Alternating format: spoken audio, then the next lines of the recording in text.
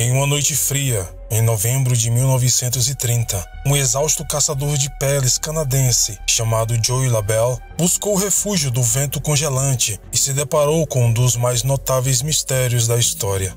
A então próspera vila dos Inuits, membros de uma nação indígena esquimó, que ficava às margens do lago Anjikuni, havia desaparecido sem deixar vestígios.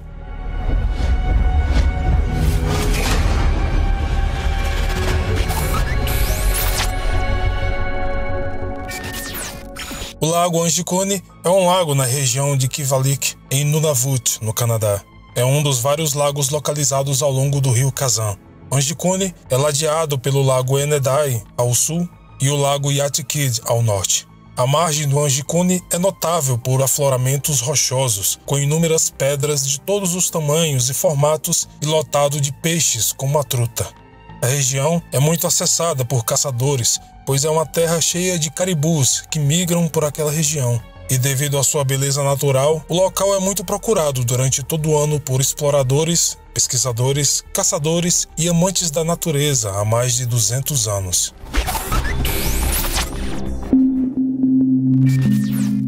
Caminhando pela neve fresca, Joey LaBelle se aproximou cautelosamente da aldeia silenciosa em busca de abrigo.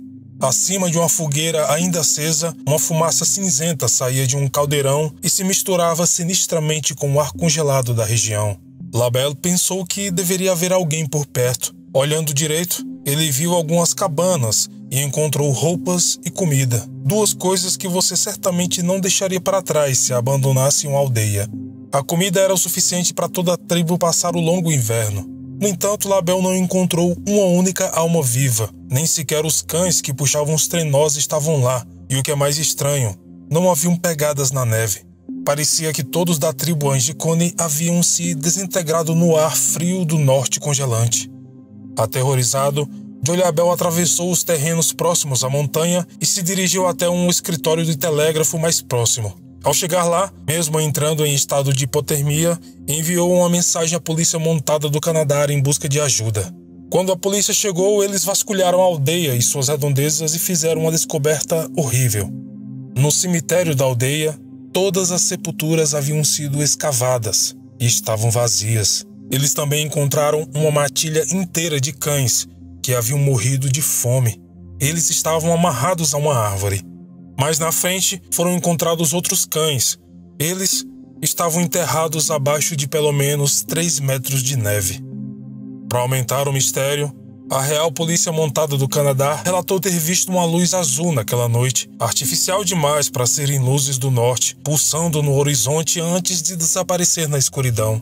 Depois de 2 semanas de investigação, a polícia analisou os alimentos que estavam sendo cozinhados em um dos caldeirões. Eles chegaram a uma conclusão um tanto duvidosa, de que os aldeões deveriam estar ausentes do local há pelo menos 2 meses. Isso apresenta uma questão. Se os Inuits realmente abandonaram suas tendas 8 semanas antes, quem foi responsável por fazer o fogo que LaBelle viu quando chegou à vila? Apesar de numerosas investigações, os 2.000 Inuits que viviam naquela região nunca mais foram vistos, e a história da tribo Anjikuni desaparecida foi transmitida através das gerações.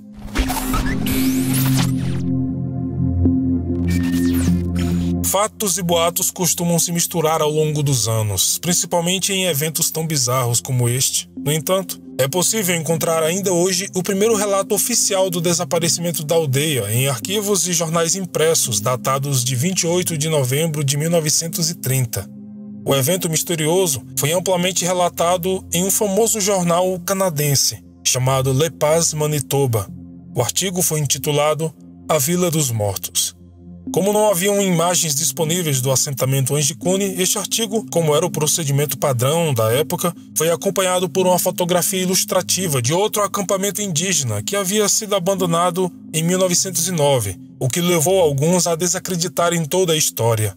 Mais tarde, Joey LaBelle não mediu palavras para provar que o que havia acontecido era real e descreveu a sua angustiante descoberta aos repórteres, dizendo o seguinte: "Eu senti imediatamente que algo estava errado. Tendo em vista os caldeirões de comida, eu sabia que eles tinham fugido de algo durante a preparação do jantar. Em todas as tendas eu encontrei um rifle inclinado ao lado da porta. e nenhum esquimó vai a lugar nenhum sem a sua arma. Foi aí que eu entendi que algo horrível havia acontecido. O próprio Labelle disse aos repórteres que ele acreditava que o povo Angicune havia sido abalado pelo aparecimento de um espírito maligno, e que os esquimós chamavam de Tornarsuk. A entidade demoníaca, de acordo com a lenda inuit, é uma divindade poderosa e é considerada o líder de uma legião de espíritos do mal. Vale a pena notar que, apesar de Labelle ser um suposto estranho na região, ele aparentemente estava familiarizado o suficiente com os povos indígenas e seus costumes para mencionar uma de suas entidades mais maléficas pelo nome. Os xamãs inuit eram conhecidos por recitarem encantamentos e realizarem sacrifícios de animais, a fim de manter este chamado grande demônio preso. Este ser era descrito ocasionalmente na forma de um animal, como um urso. Mas será que toda a tribo foi arrebatada por uma forma demoníaca?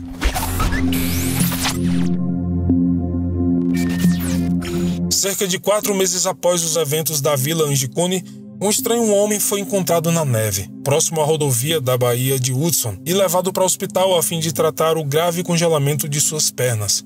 O homem era claramente um Inuit e disse se chamar Salmek. Como o caso ainda estava em evidência na época, alguns acharam que ele poderia saber algo sobre o desaparecimento da aldeia. Então, um tradutor foi levado para que ele pudesse ser interrogado pela polícia. Mas não adiantou muito. Salmek mencionou o demônio Tornarsuk e se recusou a responder às perguntas. A polícia então adotou uma abordagem questionável e tentou deixar Salmek bêbado para ver se ele falaria alguma coisa, mas o homem recusou a bebida oferecida pelo tradutor e, mesmo sendo ameaçado de prisão, o homem, que aparentava estar muito debilitado e assustado, apenas chorava e repetia o nome do demônio: Tornarsuk, Tornarsuk. No dia seguinte, a polícia resolveu levá-lo para a prisão e assim forçá-lo pelo medo a falar. Mas ao chegar no hospital, os policiais foram informados que o homem havia fugido durante a noite.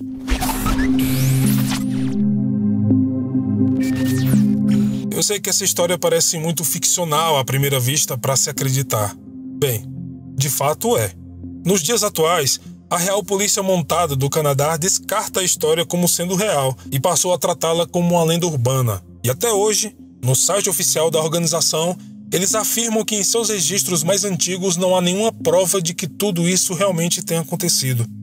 Com o passar dos anos, inúmeros livros e artigos foram lançados e tentaram provar que a história era real, mas não importa o que essas fontes digam sobre o assunto, pois não existem provas oficiais, testemunhais ou documentais que afirmem que algo desta natureza realmente aconteceu, e estudiosos que levantam cada vez mais a veracidade do caso se perdem na falta de provas. E até hoje, inúmeros canais do YouTube e sites propagam essa história como sendo verdadeira.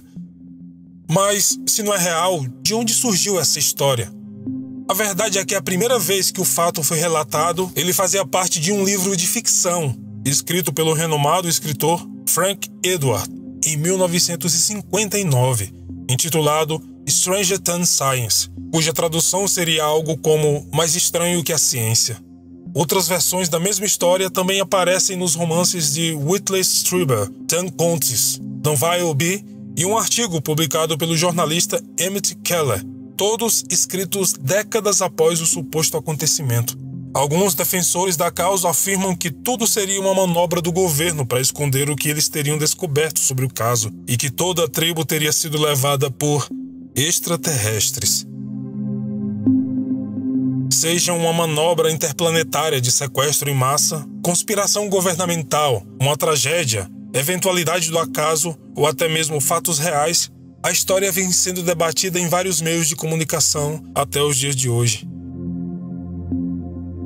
Bom, todos os relatos sobre este caso datam mais ou menos da mesma época. Será que todos os escritores tiveram a mesma inspiração para escrever a história? Ou realmente este caso aconteceu e foi sendo apagado da história? Se é verdade ou não, ninguém poderá bater o martelo sobre o assunto.